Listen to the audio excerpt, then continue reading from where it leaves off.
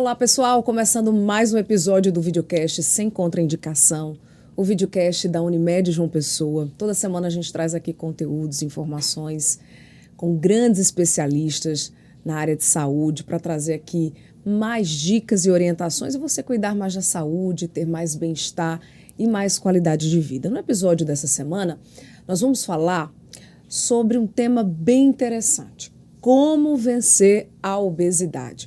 Uma doença, inclusive, que atinge pelo menos 1 a cada 4 brasileiros. Eu tenho aqui alguns dados, são dados oficiais, mas existe a possibilidade deles serem bem maiores e mais preocupantes. Mas vamos lá. Trazendo aqui as informações do Ministério da Saúde. Pelo menos 24% dos brasileiros são obesos, principalmente na faixa etária entre os 45 e aos 54 anos. Aí a gente traz essa realidade um pouco mais para perto, na situação aqui de João Pessoa. Segundo também o Ministério da Saúde, pelo menos 22% da população pessoense sofre com a obesidade. Já outros 57% sofre com obesidade e também sobrepeso. Outro dado preocupante é que a doença também atinge e muito as crianças. O Brasil pode ter até 51% das crianças e adolescentes entre 5 e 19 anos sofrendo com obesidade ou sobrepeso até 2035. Então, para a gente conversar sobre prevenção, dicas, orientações, como tratar também, entre outros assuntos, nós estamos recebendo 2 especialistas aqui conosco, o Dr. João Modesto Filho, que é endocrinologista. Seja bem-vindo, Dr. João. Obrigado. Aqui com a gente também, Dr. Luiz Fonseca, ele que é cirurgião do aparelho digestivo e mais uma vez está aqui com a gente também. Seja bem-vindo. Muito obrigado. Os dois já vieram aqui, né? Já participaram do videocast e a gente está aqui para conversar um pouco mais. Bom, e aí dica boa é dica compartilhada. Nós já falamos sobre obesidade aqui no videocast, então você pode acessar aqui no nosso YouTube, no portal da Unimed também, para acompanhar outros episódios, inclusive esse outro episódio onde a gente falou também sobre obesidade, tá? Então fica esperto aí. Inclusive você pode entrar em contato com a gente para sugerir outros temas aqui do videocast através do portal da Unimed, seja também pelo nosso Instagram, @Unimed João Pessoa, e vale lembrar também que estamos na plataforma do Spotify. Então, você está aí dentro do carro, indo de casa para o trabalho, ou vice-versa, indo buscar a criançada na escola, dá para ouvir o nosso conteúdo, e não só você, mas toda a família poder ter acesso a esse conteúdo aqui, tá bom? Falando em rede social, vocês são ativos nas redes sociais ou não? Como é que é? Muito pouco. Pouco? Muito pouco. Tá. E o senhor, doutor João? Razoavelmente. Como eu escrevo uma coluna semanal e coloco em rede social, Sim. então eu teria esse tipo de atividade. É o que? Instagram?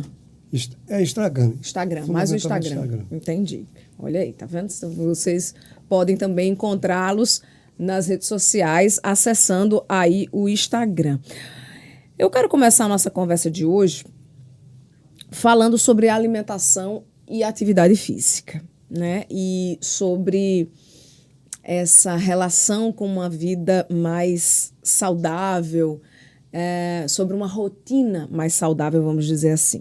Doutor João, como manter uma relação saudável com a comida, com a alimentação? Dá para emagrecer começando por alguns ajustes na alimentação?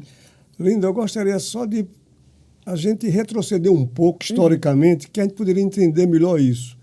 Existe um grupo étnico nos Estados Unidos, os índios Pima. Esse pessoal vivia lá no Polo Norte, lá depois do Alasca, séculos atrás. E eles, então, procurando melhores condições de vida por conta do frio, começaram a descer, passaram por um local chamado Estreito de Bering e chegaram onde hoje está o Canadá. Naquela época não tinha nada de país. Mas lá também continuava muito frio. Então eles desceram mais. E uma parte maior deles se estabeleceu onde hoje é o estado do Arizona, nos Estados Unidos. E outra parte desceu até onde hoje é o México. Certo. Então o que é que aconteceu com esse pessoal? Lá eles eram os donos da terra, pescavam, andavam de cavalo, faziam a própria subsistência plantando aquilo que eles gostavam e não tinha obesidade. Bom, de repente chegamos com Cristóvão Colombo, que descobriu a América, e o homem branco começou a conquistar o Oeste. E brigas inúmeras, né, que a história mostra isso com os índios. E com esses índios Pima, particularmente, o que é que aconteceu? Fizeram com que eles ficassem nas chamadas reservas indígenas. E cortaram rios, diminuíram lagos, e eles começaram a ter problema de subsistência. E começaram a definhar. Começaram a definhar, não tinham mais como fazer a sua própria plantação, não tinham como pescar, etc, etc, etc. E o governo dos Estados Unidos da época disse, bom, vamos ajudar nossos irmãos que estão morrendo. Então, qual foi a ideia? Tocinho e fubá, principalmente. O que é que aconteceu? Eles começaram a receber isso, uma comida altamente calórica, muito energética, mas pouco proteica, pouquíssimo proteica. Ao longo dos anos, chegamos ao estado atual em que 70% desses índios, hoje em dia, são obesos e desses 70%, 50% são diabéticos. Ou seja, se vê que a transformação que aconteceu no meio ambiente, no modo de estilo de vida, junto, evidentemente, com a carga genética, levou a isso. Enfatizando que a dieta, a atividade física é extremamente importante para que a gente se mantenha com o peso ideal. Isso é só uma história para a gente ter uma visão das coisas como aconteceram com esse grupo étnico. E aí, hoje em dia, né, com a internet, com as redes sociais, informação muito mais acessível, democrática, a gente acaba se deparando com aquelas promessas de perda de peso, assim, as dietas milaborantes, milagrosas e muito restritivas algumas vezes. Doutor Luiz, qual a importância de um acompanhamento profissional para não cair numa cilada? Não tenha dúvida. O grande problema da alimentação é que nós vamos ser frutos, normalmente, da nossa própria casa. Então, uma família em que os pais servem alimentos adequados para a sua prole é muito diferente do dia a dia. Hoje em dia, a gente tem uma sociedade que muitas vezes se delega educação, hábitos e costumes para que a escola execute e nem sempre isso vai dar certo. Então, o núcleo familiar é o lugar mais importante de disseminação de conhecimento, de formas de escolhas em termos de alimentos mais saudáveis. Então, não adianta o pai que está obeso chegar para o filho, olha, você tem que fazer atividade física. Olha, você aqui não pode comer pizza, porque você já está gordinho. Então, isso é muito complicado. Então, você, para servir de exemplo e seus filhos terminarem por repetição, passando a executar essa situação, é muito mais saudável. Então, se a família não tomar as rédeas do ponto de vista nutricional, não estou dizendo que ela sozinha não tem acesso. É claro que a participação do nutricionista ela é fundamental se houver algum choque de gestão, vamos dizer assim, mas do dia a dia, hoje o conhecimento, como você está falando, está muito mais aberto e muito mais fácil de se acessar. Então, os alimentos ultraprocessados, os alimentos industrializados, eles trazem certo conforto do ponto de vista de alimentação. No passado, as pessoas tinham que sair caçando os animais, correndo para não ser pego, porque tinha um bicho maior do que a gente. Mas hoje em dia você liga, tem iFood, tem entregas, tem uma série de coisas, tudo na palma da mão. Não precisa sair de casa para quase nada hoje do ponto de vista de alimentação.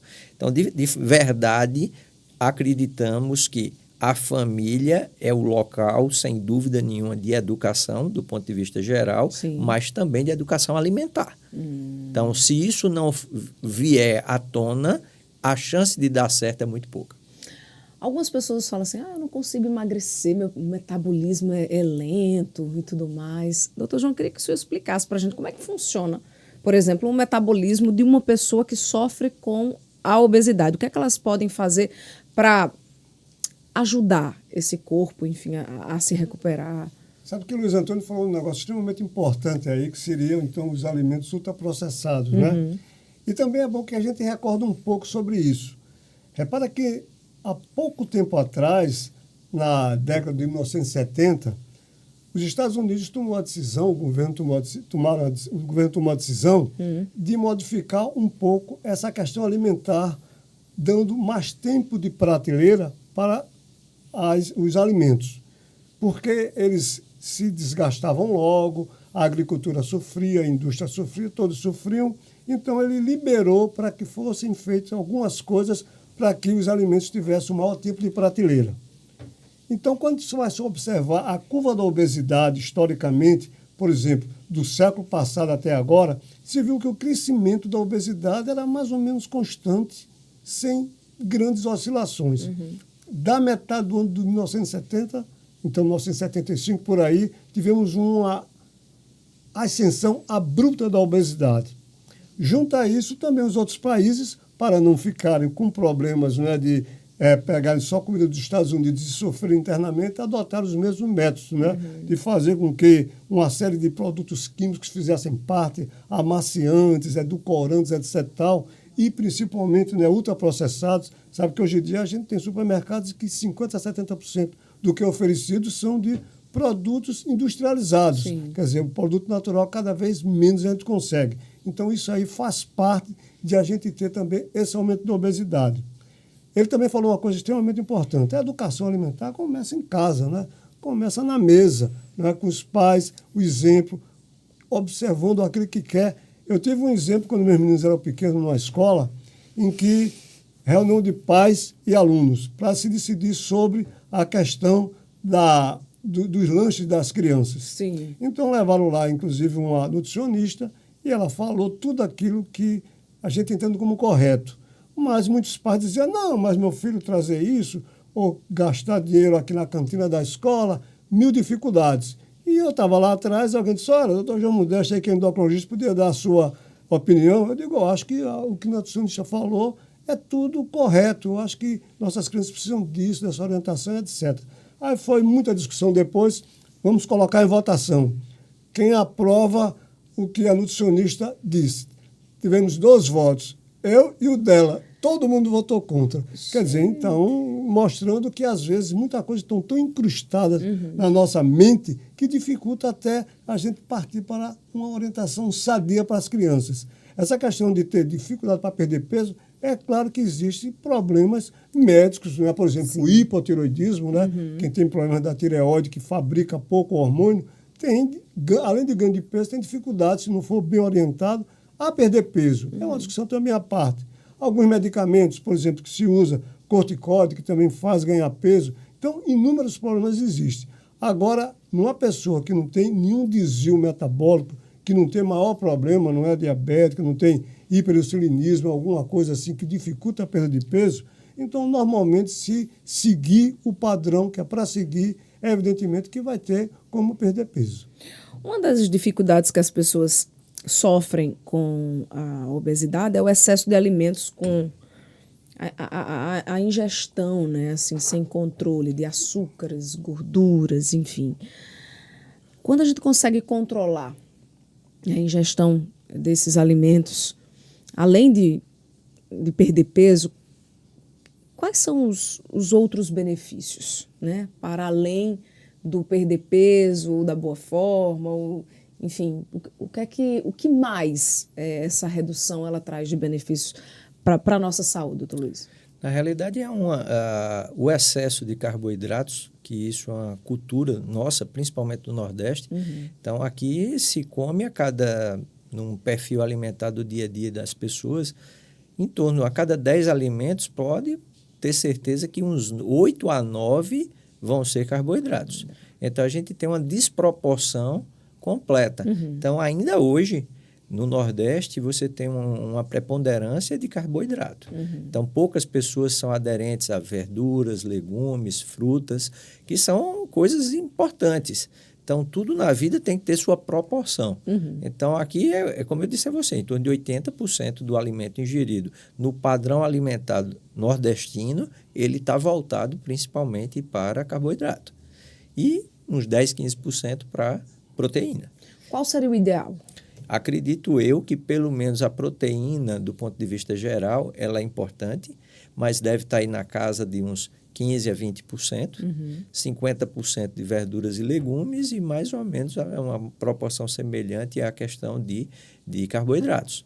Mas a maioria das vezes você vai ver que é praticamente uns 80% de carboidrato. Então, isso interfere em ganho de peso, porque o grande problema do carboidrato é que ele normalmente não dá uma coisa chamada saciedade. Então, você come, daqui a pouco você quer... O carboidrato vai ser uma coisa bem gostosinha. Só que ele come o primeiro e a coisa não vai ter saciedade. Não teve, ele come de novo. Depois disso, ele come a 5ª vez. E ele continua sem muita saciedade. Depois, ele não sabe nem porque comeu, mas estava ali na mão mesmo, ele vai comendo. Então, esses são alimentos como biscoitos, chocolates, de uma forma geral, bolachas. Então, que você vai... Aqueles salgadinhos ultraprocessados, que tem muito corantes. Esses alimentos, normalmente, eles vêm junto umas bombinhas, como o Dr. João falou. Então, é muito acidificante, estabilizante, aromatizante. São muitas coisas que são utilizadas que têm interferência. Você entenda que o número de pacientes com câncer não vem à toa, não. Então, você tem uma incidência cada vez mais de câncer coloretal. A própria obesidade está atrelada a uma incidência maior de câncer.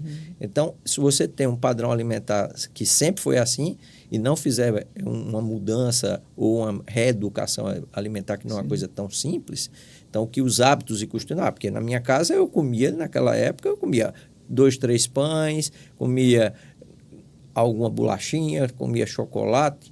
E ninguém comia nenhuma verdura. Hoje em dia você tem que se preocupar se a verdura é orgânica, se a fruta é orgânica.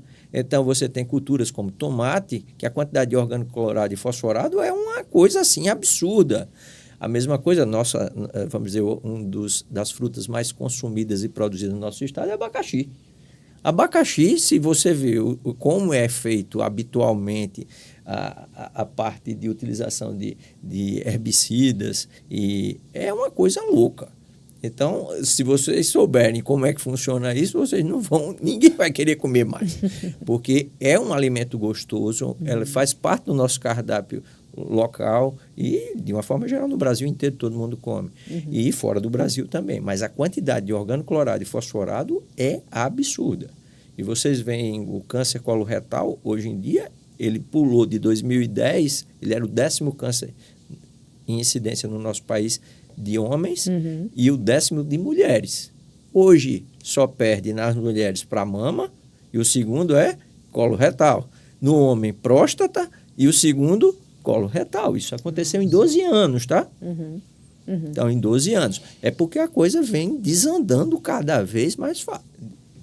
Então, é muito preocupante, sem dúvida nenhuma, a escolha dos alimentos. E além desse equilíbrio da escolha dos alimentos, tem a questão da hidratação também, né, doutor João? Qual a importância aí da hidratação nesse processo todo de uma rotina mais saudável, uma alimentação mais saudável, enfim? A hidratação é fundamental, não é? Principalmente nos primeiros anos de vida e nos últimos, não é? Quer dizer, ou na infância e já na fase idosa, né? A senectude, porque se sabe que o equilíbrio interno, ele é muito... tem finuras que precisam ser vistas. Muitos casos de idosos que perdem consciência, que queda, etc., são ocorrem muitas vezes por falta de hidratação. Daí o indivíduo adulto, para senilidade, ele deve ingerir pelo menos 1,5 litro a 2 litros de líquidos por dia. Sim. Não necessariamente água, porque tem sucos, tem outras coisas, chás, não é? Mas pelo menos de líquido. E isso muitas vezes não é obedecido. E é evidentemente que as consequências vêm. Mesma coisa na criança. A criança, quando tem uma febre, alguma coisa, uma das primeiras coisas que ocorre, desidrata, né? Tem que ir para a hidratação, etc. Porque nesses extremos da vida, existe uma maior susceptibilidade a se ter problemas mais claros com a deficiência de líquidos no organismo. Falando em hidratação, me lembrei da questão também dos chás. Eles são benéficos? Realmente trazem benefícios? São aliados nesse combate à obesidade ou não, gente? Complicado. Porque, de uma forma geral, a fitoterapia, o que é que eu sou médico alopata, como o doutor João também o é, Então, uma das coisas que se perdem, então, todos os medicamentos saem de um dos 3 reinos, ou é animal, Sim. ou é vegetal, ou é mineral, não tem para onde. O grande problema que a gente sempre, eu acho que isso talvez seja uma coisa arraigada no juízo da gente, que é mais para o lado da alopatia, é que a gente não vê nenhum estudo científico. Então, você vê o quê?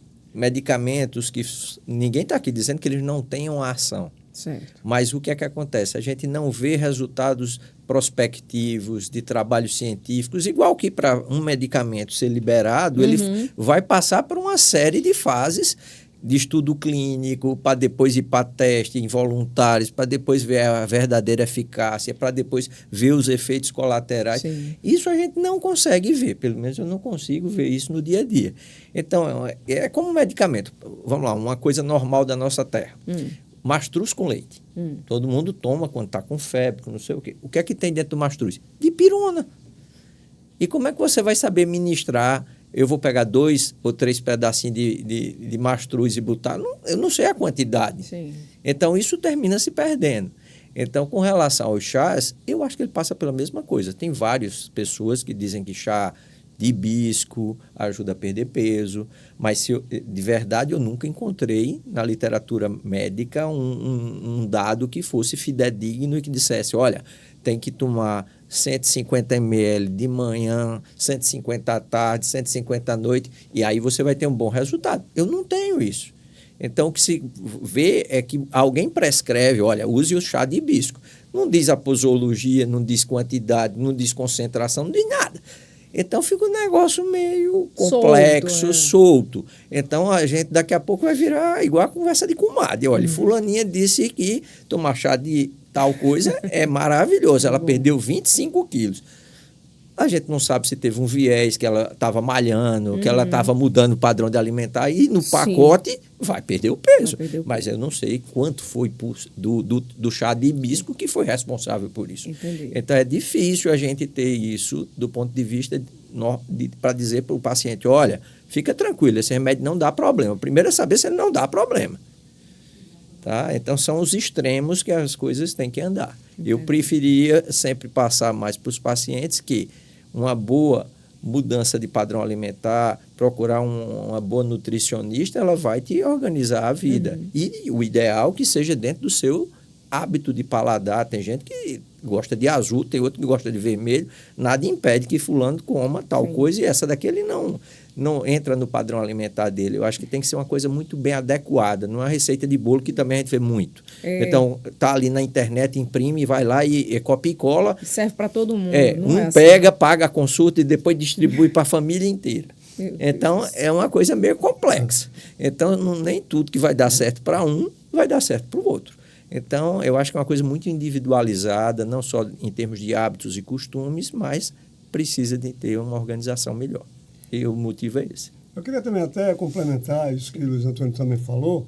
Sabe que esse negócio de falar em coisa natural, fitoterápico, pode ser um problema. Inclusive, já teve caso, né, de prisões, porque o indivíduo colocava uma série de substâncias nessas bombas, né, que se pedia 5 quilos numa semana, dizendo que era tudo natural, e quando ia se ver, não tinha nada de natural, né? Era uma série de substâncias, hormônio tiroidiano, sedativo, medicamentos anoréxicos, quer dizer, para tirar apetite, diurético, até para aumentar o ritmo intestinal, né? Certo? Tudo isso perdia, laxante, tudo isso fazia perder peso, agora de uma maneira irregular. E depois você viu isso. Isso é um lado da coisa. O outro lado também é que existem alguns medicamentos fitoterápicos que podem ser extremamente tóxicos. Não é porque é da natureza que não possa ter toxicidade. Já tem casos de famosos aí, de coisas no mundo todo, né, que já foram proibidos em alguns países porque simplesmente causaram necrose hepática e a pessoa chegou a falecer por usar os chamados fitoterápicos que não tem problema. Não, pode ter sim. E é por isso que precisa também ver de onde é que vem, não é, esse tipo de medicamento, se realmente tem alguma coisa comprovada que ele faça bem, para não se gato por lebre, né? Tomar uma coisa porque é bom, porque todo mundo está tomando e pode dar problemas seríssimos quanto a isso. É uma coisa só que eu queria dar uma parte, que uma das coisas mais relevantes que a gente vê é que você não vê uma fiscalização de uma forma geral, né, enquanto aos fitoterápicos. É Sim. como se eles, o doutor João falou exatamente, eles têm algo, tudo na vida tem efeito colateral, só que tem que pesar os prós e os contras. E a gente não vê as agências reguladoras tão preocupadas, então a gente não vê fiscalização em ambientes de estrutura de fitoterápico, a gente não vê prazo de validade, a gente não vê nada, não tem lá escrito absolutamente nada na maioria das vezes. Então você não tem de onde veio, para onde vai, se sofreu fiscalização, então isso fica muito difícil de se tentar entender e os efeitos colaterais que vão vir decorrentes de um uso, pode até ter uma qualidade boa, mas isso tem que ser checado. Sim. Tem que ter uma agência reguladora para isso. Vamos falar sobre atividade física e sono. Vou começar pela atividade física. Doutor João, que também é importante nesse processo aí no tratamento da obesidade. A atividade física, ela serve para todas as idades? E como criar esse hábito de ter a disciplina, de mesmo não gostando ou mesmo não curtindo muito, tá lá porque entende que aquilo vai ser importante para a saúde? A atividade física é uma coisa que, graças a Deus, nós atualmente temos pessoas, né, que se dedicam exclusivamente ao estudo dela, né? Educadores físicos que ajudam muito. Não é que a atividade física per si, isoladamente, vai fazer ninguém perder peso. Ela faz parte de alguns pilares, não é? Que é alguma coisa multidisciplinar, que é para o indivíduo fazer perder peso. Então, não precisa dizer dos benefícios que ela traz, né?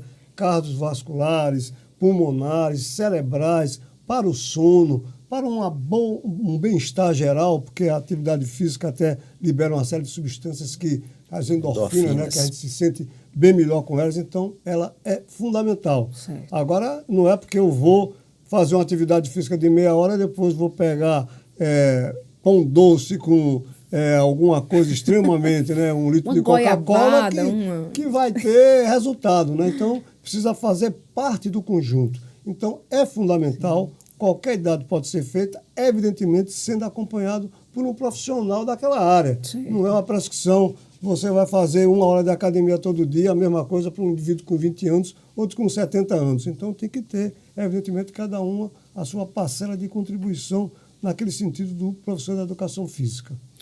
Pessoal, em quanto tempo uma pessoa que começa a se hidratar bem, começa a fazer sua atividade física, começa a equilibrar a sua alimentação, diminuindo a ingestão de carboidratos, aumentando a ingestão de legumes, verduras, proteínas.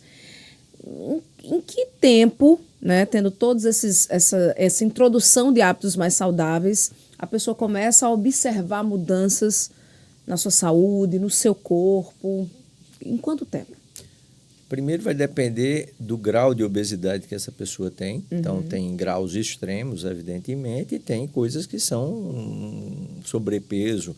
Um sobrepeso não é tão ruim. Às vezes as mulheres se cobram muito mais por causa da parte estética, não é bem procurando, teoricamente, saúde, dizer, olha, eu vou ficar com 70 anos perfeita aqui de coração, de pulmão. Não, a maioria das mulheres, elas apelam mais para a parte estética e elas às vezes se dedicam muito à questão de mudança de hábito alimentar e atividade física na busca por um corpo mais perfeito possível. Então a sociedade cobra, não adianta botar pano por cima, que é uma verdade. Então, de uma forma geral, vai depender do grau de obesidade dessa pessoa.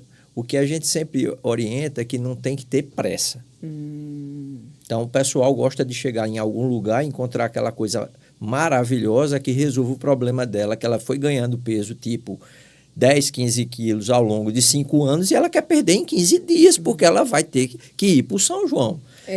E tem que caber naquela roupa. Então, essas coisinhas às vezes não dão certo. Então, a perda ponderal, para ser sustentada, ela tem que ser lenta e gradual. Não estou falando de uma pessoa com 60 de MC, que a coisa é mais complexa. Então, aí você tem que usar o tamanho do tratamento de acordo com o tamanho do problema. Então, de uma forma geral, para que ela seja longeva, precisa que ela seja lenta e gradual. Então, não é para ficar passando fome, mas ela tem que ir introduzindo devagarzinho as mudanças de padrão alimentar e ir retirando aquelas coisas que, teoricamente, proporcionam um ganho maior de calorias e desenvolvendo uma atividade física. Então, a maioria das pessoas que tem obesidade não dá para fazer o que quer, dá para fazer o que pode. Então, tem gente que quer sair correndo na rua e achando que vai dar certo. Então, se eu tenho um excesso de peso importante, eu vou estar traumatizando o joelho, coxo femoral, coluna, e às vezes isso termina interrompendo a atividade física que ela começou há uma semana com uma lesão. Isso. Aí vai ficar parado tipo 90 dias e tudo que ela estava imaginando deu tudo para trás. Verdade. Então, tem que ter consciência disso. Então, para as pessoas que têm uma obesidade mais importante, sem dúvida nenhuma, precisa de ter uma atividade com o mínimo de impacto possível. Para poder não trazer uma outra lesão. A gente já está cheio de problema. Arrumar mais um não vai ser a solução. Então, normalmente, a gente orienta mais para as pessoas que têm mais a obesidade mais importante, tipo acima de 32, 35, 40 de MC, que façam uma atividade ou dentro d'água, que seria uma natação, uma hidroginástica, que não tem praticamente trauma, do ponto de vista de agressão à parte osteoarticular, como também musculação. Qual é que traz um benefício melhor? A musculação. Isso é inquestionável. Tá? Então, não dá para comparar. Então, o ganho de massa magra, quanto mais massa magra eu ganho, eu aumento o meu metabolismo basal, ou seja, é a única atividade que, ao ganhar massa magra, suponhamos que eu tinha 20 quilos de massa magra, pulei para 28 quilos de massa magra. Certo. Depois isso dura pelo menos um ano, tá? O que é que vai sair? Meu metabolismo era X, ele vai aumentar ainda mais, porque a única atividade em que eu estou sentado aqui parado, eu estou gastando mais do que uma pessoa que só correu hoje de manhã. Porque o músculo ele é ávido por uma coisa chamada glicose. Então, ele consegue, sem dúvida nenhuma, manter um resultado, porque você vai gastar energia, calorias durante a atividade física e depois disso você vai manter um perfil de seu metabolismo um pouco melhor. Então, não tem que ter pressa. Tem que ter disciplina e tem que se dedicar. No início, vai ficar todo quebrado, mas não é motivo para desistir. Passado esse tempo, pode ter certeza que as coisas vão andando, mas não vai ser da noite para o dia. Para poder, pelo menos, estabilizar alguma coisa em torno de 30 dias. Muito bem. A gente falou sobre hidratação, atividade física, alimentação. Vamos entrar agora na questão do sono. Doutor João, qual a importância nesse processo, né, de tratamento da obesidade? Qual a importância de dormir bem? Veja bem, a obesidade ela se acompanha de muitas comorbidades, né? Doenças cardíacas, câncer, doenças osteoarticulares e também a síndrome da apneia do sono, certo? Que é um problema que também pode levar à hipertensão, ao diabetes. Tem já estudos mostrando, né, que pouco sono é um fator que colabora para o aparecimento do diabetes. Então, é evidentemente que só por isso aí, se dormir bem, já se faz com que a gente tenha uma boa funcionalidade orgânica. Então, o sono tem que ser realmente reparador. Uma pessoa que um dia dorme 8 horas, outro dia dorme 5 horas e depois vai dormir 15 horas para compensar, isso não é o ideal. Os estudiosos do sono já dizem isso há muito tempo e é por isso que um bebê precisa dormir muitas mais horas do que um indivíduo na meia idade. Mas pelo menos 7 a 8 horas de sono por dia se tem hoje em dia como algo muito bom para que a gente obtenha uma boa funcionalidade orgânica. Má sono, má qualidade de sono. Precisa também ver o outro lado. Existe algum fator desencadeante para isso? Também na minha especialidade. A gente sabe que existem algumas doenças que ou diminuem o sono, né, as horas de sono, ou até aumenta. Por exemplo, o hipotiroidismo, mais uma vez, não é? O indivíduo fica com sonolência o tempo todo, certo? Então, dorme muito e, evidentemente, se dorme muito, vai gastar menos energia, vai ter maior possibilidade de ter aumento de peso. O hipertireoideu, que tem excesso de hormônio tiroidiano, esse fica mais agitado, com insônia, com perda de peso, e é por isso que muitas vezes de um modo extremamente errado. Indivíduos vão usar hormônio tiroidiano em excesso para perder peso, quando não precisa nem usar hormônio tiroidiano. E, lamentavelmente, mesmo aqui em João Pessoa, a gente já teve casos de morte por pessoas que usou excesso de hormônio tiroidiano e chegou uma hora que o coração disse, opa, não dá para eu aguentar. Nossa. Então, algo, né? Mas a pessoa ficar extremamente agitada, sem dormir bem, sim, nervosa, sempre teve, lamentavelmente, esse êxito letal. Então, o sono é algo fundamental para uma boa saúde. O que fazer com aquelas pessoas que acordam de madrugada com insônia e vão atacar a geladeira? Tem alguma estratégia, gente? Isso denota normalmente o fato, na realidade, esse acordar para comer não é minha área de atuação, mas eu recebo essas informações do pessoal da psicologia e da psiquiatria. Isso denota uma compulsão, um toque. Então, o fato de acordar à noite e passar a geladeira, primeiro, ele tenta buscar, vamos dizer, a obscuridade da noite, para que ninguém veja e não tão pouco repreenda, mas ele faz isso por uma coisa chamada transtorno obsessivo compulsivo. Então, ele vai para lá para afogar as mágoas dele, as decepções, os problemas, e ele sai de lá saciado. O cara come um pouco de feijão, isso de madrugada, pega normalmente nada que seja de muito bom, não, tá? É muito carboidrato ultraprocessado, ele vai comer uma pizza que deixou 2 ou 3 fatias lá que ele esqueceu de comer, então ele vai lá para saltar a geladeira. Então, isso normalmente precisa de um acompanhamento da psiquiatria e da psicologia. Isso é um dado bem típico de transtorno obsessivo compulsivo.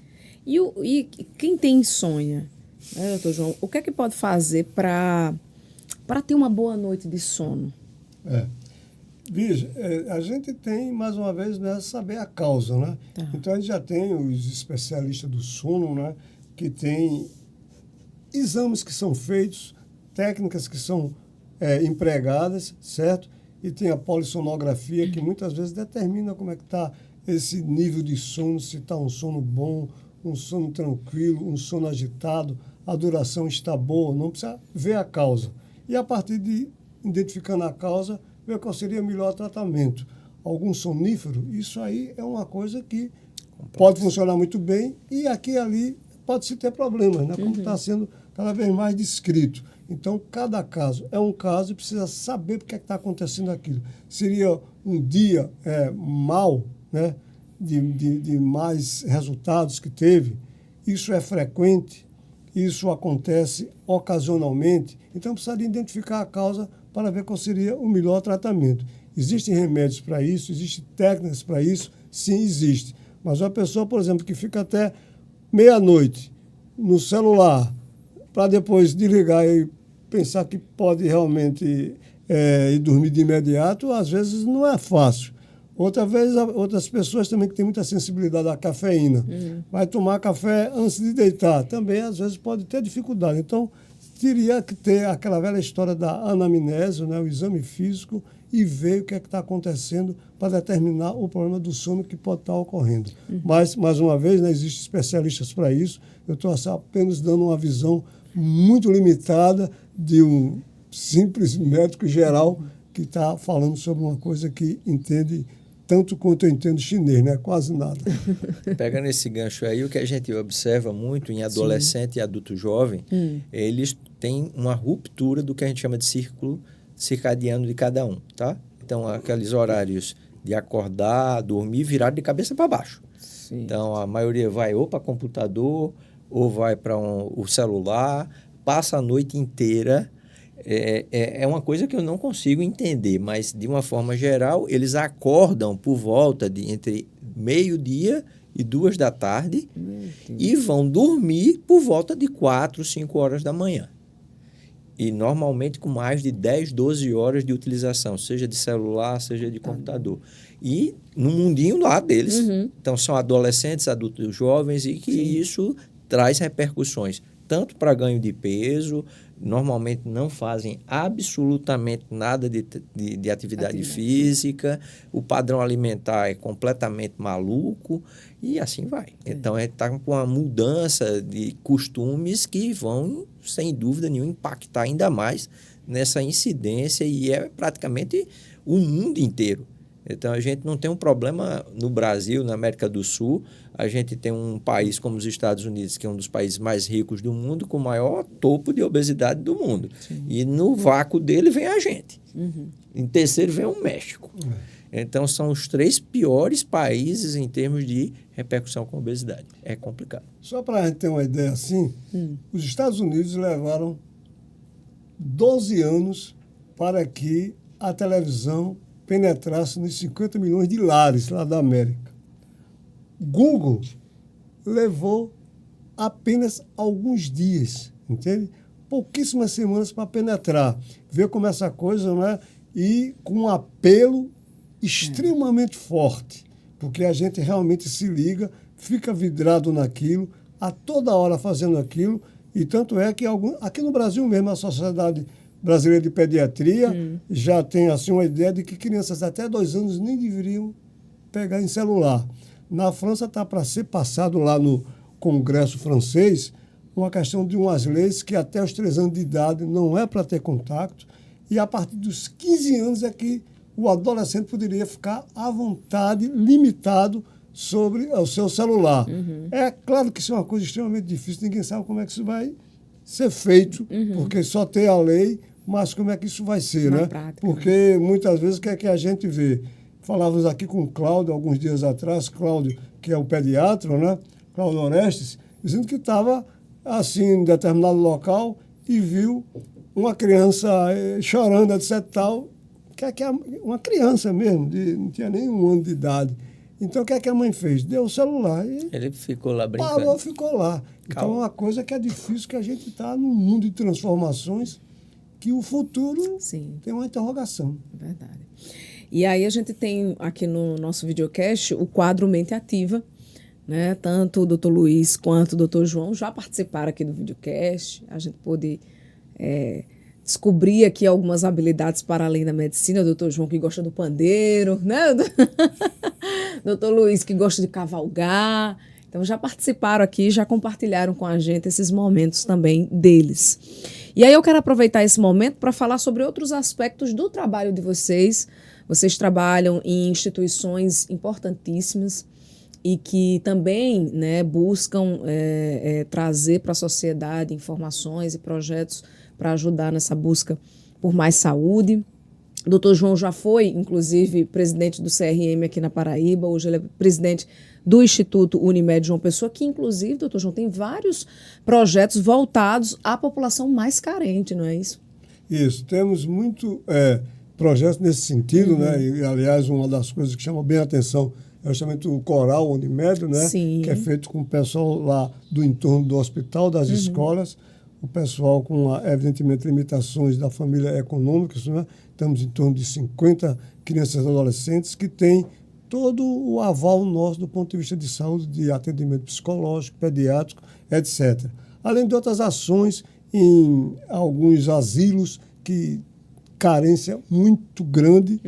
E um assunto, assim, vamos dizer, mais atual é que na próxima semana nós vamos ter o Dia Mundial do Meio Ambiente. Não é? Estamos justamente programando alguma coisa para o hospital da Unimed na quarta-feira que vem, dia 7, não é? Agora de junho, dia 5, aliás, de junho, a gente vai ter, então, um evento justamente para tratar do meio ambiente, vendo os aspectos oceanográficos, vendo a questão da promotoria pública relacionada com o meio ambiente e o próprio hospital da Unimed, como é que ele trata dos rejeitos, né? Daquilo que sobra, que precisa ser bem tratada para não trazer problemas. Sim. A gente sabe dos problemas dos plásticos que a gente está tendo, né? Os oceanos cada vez mais problemáticos, as crises climáticas, lamentavelmente estamos vendo aqui o que está acontecendo no Rio Grande do Sul, que deve ter muito o dedo do homem para chegar onde nós estamos chegando e que algo precisa ser feito. E o Instituto Unimed, que também, outras coisas, se preocupa com o meio ambiente, vai fazer esse evento. Desde já, todos estão convidados a participar. Então, vai ser no Hospital da Unimed, a partir de 8h30 da manhã até em torno das 11 horas, para se discutir o meio ambiente que cada um pode fazer para ajudar a todos. Então, essa seria uma coisa que eu queria comentar aqui com vocês. Legal. E doutor Luiz Antônio, que é presidente do capítulo da Sociedade Brasileira de Cirurgia Bariátrica e Metabólica aqui da Paraíba, também é titular do Colégio Brasileiro de Cirurgia Bariátrica e Metabólica e do Colégio Brasileiro de Cirurgia Digestiva. E o trabalho nessas entidades, enfim, nesses colégios, que também tenta, de alguma forma, trazer, né, essas informações para a sociedade. Não, né? O que eu posso te dizer é que não só as sociedades de bariátrica, da parte de endócrino, que é SBEM, há sem dúvida nenhuma um aceno que, infelizmente, curar a obesidade é um sonho. Sim. Então, a gente vem tendo, de uma forma geral, vários progressos com medicamentos mais efetivos, Sim. eficientes, com menos efeitos colaterais. O único efeito colateral mais importante desses novos medicamentos são, sem dúvida, o custo, mas isso deve começar a cair um pouco. Mas a prevenção é onde está o entrave mais importante de todos. Sim. Sem melhorar a prevenção, a gente vai estar pulando de índices de obesidade de 20 para 30, 30 para 40. A gente é o espelho dos Estados Unidos. 10, 15 anos. Onde eles estão hoje, eu acho que eles estão beirando em torno de 40 e poucos por cento da população com obesidade. É uma coisa muito importante e a gente está bem ali. É uns 10, 12 anos atrás deles. Então, o que eles estão sendo hoje Sim. é nosso futuro daqui a uns 15 anos. Então, infelizmente, prevenção e, principalmente, eu delego, sem dúvida nenhuma, maior importância ao núcleo familiar para se acercar de informações para que essas crianças passem a ter hábitos mais saudáveis. Então, isso começa desde o tipo de entretenimento, como vocês estavam Sim. comentando aqui. Então, a molecada hoje em dia está atrelada a um celular ou alguma coisa passando na televisão.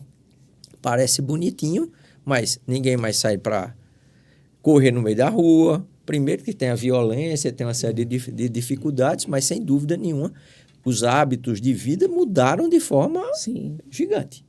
Então, cada dia se faz menos atividade física, mais fácil chegam as coisas às nossas mãos, um toque de celular para encomendar uma comida, para pedir um lanche. Então, isso vai, sem dúvida nenhuma, perdendo todo o efeito. Então, o núcleo familiar, volto a insistir, é onde, teoricamente, a gente pode mudar a história da obesidade no mundo. Pegando o gancho que o senhor falou da questão do tratamento e do tratamento medicamentoso, quando é que ele é indicado?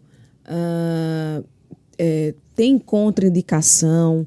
É uma opção também? Não é? Enfim, queria que vocês comentassem sobre essa questão do tratamento através de medicamentos. Essa família de medicamentos mais recente que apareceu são chamados medicamentos incretínicos. Tá? Então, como é que eles começaram a ser vistos? Quando o indivíduo faz alguma ingestão de glicose via oral, ele vai ter uma liberação de hormônios gastrointestinais. Quando ele faz isso endovenosa, não existe isso. Tá. Então, mostrando que quando a gente se alimenta, a gente tem um plus a mais de liberação de algumas coisas, que são esses hormônios incretínicos. GLP-1, GPI, são as siglas que tem Sim. desses medicamentos. E se viu que poderia se ver algumas substâncias que podem chegar nos receptores desses medicamentos. São desses hormônios. São hormônios que vão dar saciedade, vão lentificar o esvaziamento gástrico, entre outras inúmeras funções. Tem um famoso aí, né, que modificou até o PIB, né, lá da Dinamarca, né, fez o PIB que estava um pouco abaixo, de repente ficar positivo, só para mostrar a importância, né, mundial da indústria, né, de medicamentos, principalmente esse aí, não é, que o chamado quimicamente semaglutida, né? Já tinha liraglutida, hexanatida um pouco mais antes do laglutida, mas esse aí é o que está mais em voga atualmente e o mais recente, que já foi aprovado pela Anvisa há pouco mais de um ano aqui no Brasil, já foi aprovado há mais tempo na Europa e nos Estados Unidos para tratar diabetes, mas dava tanta perda de peso que mesmo nos Estados Unidos em novembro e na Europa em dezembro também foi liberado para tratar a obesidade. Certo. Então, cientificamente, o laboratório, a semana passada, fez um lançamento aqui no Brasil para tratar o diabetes, não ainda a obesidade, mas se sabe que vai ser a questão do passo. Sim. Como o Luiz Antônio falou, a questão do preço é que é o grande problema. Por exemplo, esse novo que está para chegar, se calcula que o tratamento mensal vai ser em torno de R$ 3.000, R$ 3.500. Evidentemente que a limitação econômica é enorme. Sim. Nos Estados Unidos está um pouco mais de $1.000 o tratamento mensal. Então, temos esses problemas. São medicamentos que realmente estão dando resultados muito bons, certo? Para tratar o diabetes, é claro que a gente tem mudança de estilo de vida, né, que já foi discutido aqui, e tem algumas atividades, ou medicamentos, ou a cirurgia, que nós estamos com um dos mestres nossos aqui da cirurgia bariátrica, que os resultados é salvadora. Claro, ninguém vai dizer que é 100%, Sim. não tem nada, mas em alguns indivíduos que estavam praticamente, né, com a morte à frente, ela realmente salva, e salva mesmo. Esses medicamentos, claro que por exemplo, esse último agora, no mundo todo, para tratar a obesidade, não deve ter mais de 3, 4 anos. Ninguém não pode falar, então, numa experiência extraordinária com eles, porque são novos. E a gente sabe que tem muitos medicamentos no passado que também iam salvar a humanidade, e depois de algum tempo se viu que a coisa não era bem desse jeito, né? Tanto é que muitos foram abandonados. Mas a gente tem uma arma muito forte, pelo menos a preço atual, né, para tratar a obesidade com eficiência. Não chegou ainda no Brasil, lamentavelmente, grande parte da população não vai ter como ter acesso, né, por conta do preço, mas não deixa de ser também já uma luz no fundo do túnel para a gente controlar depois, né, que realmente o ideal é prevenir, mas depois de instalado, ver se controla a obesidade. E aí eu vou pegar um gancho da sua fala, doutor João, para trazer um outro questionamento. Não só com relação aos medicamentos, mas, por exemplo, com a cirurgia bariátrica. Se traz para si esses tipos de tratamentos, mas não se muda o estilo de vida, o comportamento, a mente, não vai ajudar muita coisa, não. É assim? Não tenha dúvida. O paciente, seja clínico ou cirúrgico, ele tem que entender que a doença ela tem controle. Você tem que aprender a morar com o inimigo ali do lado. Então, não adianta achar que o céu é perto, que tudo vai dar certo, que às vezes ele não vai dar. Então, sem dúvida nenhuma, todos esses medicamentos que o Dr. João acabou de comentar aqui com vocês, eles são, de verdade, os primeiros medicamentos que eles são efetivos do ponto de vista geral. É uma grande mudança radical, porque os medicamentos do passado, o senhor que medicou, que era o que tinha, eram medicamentos que eram para inibir fome, o paciente saía, era o que os pacientes adoram dizer que era tudo taxa preta, passaram 4 remédios para mim, taxa preta, que eu tomei um, não consegui tomar o segundo, então os doentes passavam muito mal. Eram medicamentos assim, que você tentava tratar por um lado, mas não estava tratando com a exatidão que essas novas drogas elas promovem. Elas promovem realmente uma redução importante. Na minha visão de cirurgião, obesidade não muito grave, tipo obeso 34, 35, até 40, é provável que esses pacientes passem a ter um tratamento indicado não mais como cirúrgico com esses novos medicamentos. Existem alguns dados dos Estados Unidos, isso é recente, que há uma redução num lugar que, teoricamente, o dinheiro não é tão, vamos dizer, muita gente tem acesso, eles conseguiram diminuir praticamente em 35% o número de cirurgias bariátricas. Porque as pessoas, primeiro, têm medo de uma cirurgia, isso acontece. Segundo, se eu tenho uma alternativa que seja eficiente tomando um remédio, não tenho dúvida. Então, se eu tenho condição de pagar essa medicação, é possível. Hoje, praticamente no nosso país, é restrita a uma casta muito bem abastada, porque, infelizmente, o custo é muito alto. Mas é provável que, com o passar do tempo, você vai tendo uma diminuição. Mas a cirurgia bariátrica ela não vai desaparecer. Eu imagino que uma obesidade até 40, de IMC, 42, o paciente se dedicando, ele vai conseguir. Agora, vai ser tipo um medicamento de pressão. Certo. E é provável que surjam novos. A gente está vendo um aqui que surgiu, tem pouco mais de 5 anos, outro já chegou aqui no Brasil e está dando sua largada e com eficiência gigante. Você tinha aonde que a gente tinha medicamento que o paciente emagrecia por volta de 9 quilos e alguma coisa no ano? A gente não tinha isso. Hoje em dia tem o outro que está chegando aí que promove, eu acho que é 18 quilos, é o dobro já do segundo. A versão 2, que são semelhantes, ela já promete um resultado o dobro da primeira, que já era fantástico. Então, enquanto tiver isso, mas a cirurgia bariátrica pode ter certeza que ela vai se manter, tem suas indicações. Agora, é um procedimento que o indivíduo tem que entender que ele tem que se dedicar, seja um paciente clínico, seja um cirúrgico.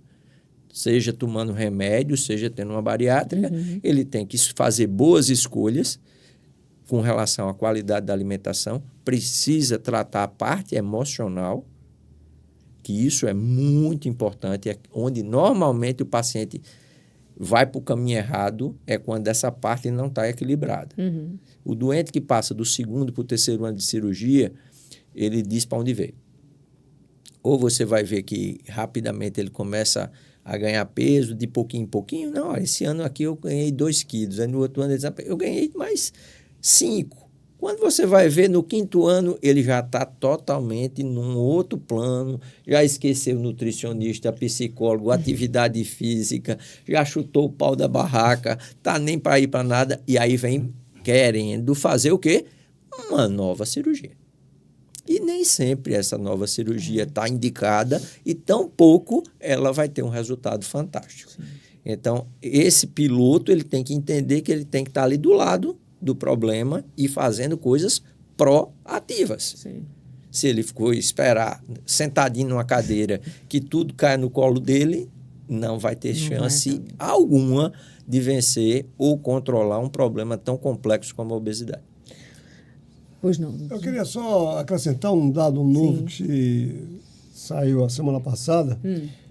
Dado novo, assim, em termos de resultados, porque existe já uma série de evidências que, se nós aprofundarmos nossos conhecimentos numa coisa chamada farmacogenômica e farmacogenética, ou seja, cada vez mais a gente fique na medicina de precisão, sabendo qual a pessoa vai precisar tomar determinado remédio, se vai responder bem. Certo. Então, só esse trabalho agora, com um número pequeno, que a gente chama de N, né? N pequeno de pacientes, mas no painel genético de 40 genes, mostrou que aqueles que tinham determinadas combinações desses 40 genes tinham melhores possibilidades de perder mais peso com essa nova, com a semaglutida, né? Um pouquinho que está em voga muito, né?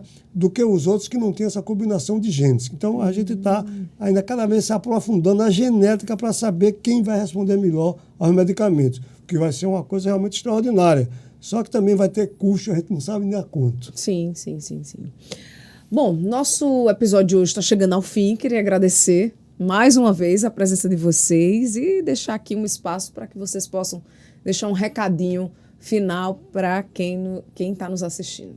Bom, eu entendo que depois de essas falas que tivemos aqui hoje, e muito que já se fala sobre obesidade e as coisas que acarretam, que levam à obesidade, que fique bem claro que se cuidar é extremamente importante. Ou seja, cada um deve saber o quanto gosta de si mesmo para que faça as coisas corretamente. Então, excesso de bebida, cigarro, inatividade física, alimentos ultraprocessados, principalmente em exagero, algumas calorias vazias, tipo refrigerantes, né, que não trazem nada de bom para a saúde da gente. Então, cada um tem a consciência daquilo que pode fazer, daquilo que está fazendo e como pode modificar. Porque cada vez mais que nós vamos nos agredindo, isso não vai ser bom para ninguém. A partir da própria pessoa, para o sistema de saúde, para o país, para a produtividade. Então, cada um precisa saber o que é bom para si, o que é viver bem, o que é partir para ter uma felicidade. E a felicidade se consegue com uma boa saúde. Eu gostaria de dizer o seguinte, cada um segue seu caminho. Então, cada um é um responsável pelas suas escolhas. Então, os caminhos estão aí. Tem caminho do bem, tem caminho mais ou menos, tem um caminho muito ruim. Então, suas escolhas é que vão fazer você ter qualidade na sua vida, não arrumar tanto problema. Problema a gente já tem no dia a dia para tudo quanto é lado. Então, tente entender que o combustível que entra pela boca, ele vai ter um reflexo importante na sua qualidade e quantidade de vida. Não adianta chegar aos 70 em cima de uma cama, sequelado de AVC, dando trabalho para todo mundo. É melhor chegar aos 70 fazendo uma boa atividade física, com um corpinho não lindo quando era aos 20 anos, mas um corpinho enxuto, que ainda consegue fazer uma atividade física regular e tem uma qualidade de vida boa. Muito bem. Obrigada mais uma vez a vocês. Obrigada a você que nos acompanha aqui também no videocast. Lembrando que estamos em várias plataformas, aqui no YouTube, no portal da Unimed, no Instagram, no Spotify. Bom, seja como for, acompanhe o nosso conteúdo, ele é importante para que você e sua família tenham mais saúde, mais qualidade de vida, tá bom? Até a próxima semana com um novo episódio para você. Até lá.